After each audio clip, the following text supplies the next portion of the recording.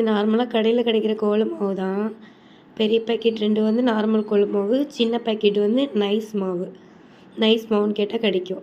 அப்புறம் கப்பில் இருக்கிறது வந்து பச்சரிசி மாவு. இந்த 3 பேக்கெட்டுக்கும் சேர்த்து 1 கப் பச்சரிசி மாவு சேர்த்துப்பேன். அப்புறம் இந்த 3ஐயும் சேர்த்து ஒன்றா ஒரு பாத்திரத்தில் தட்டி மிக்ஸ் பண்ணிக்கலாம். மிக்ஸ் பண்ணிவிட்டு நல்லா மிக்ஸ் பண்ணணும். நல்லா கைவிட்டு மிக்ஸ் பண்ணிக்கோங்க. மிக்ஸ் பண்ணால் தான் எல்லாம் ஒன்றோட ஒன்றா சேரும். அப்போ தான் நல்லா ஒயிட்டாக இருக்கும். அதனால நல்லா மிக்ஸ் பண்ணிக்கணும்.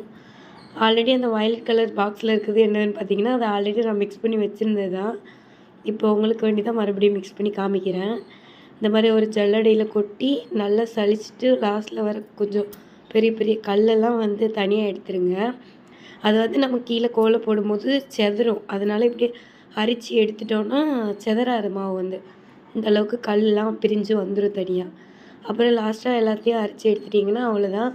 கோல மாவு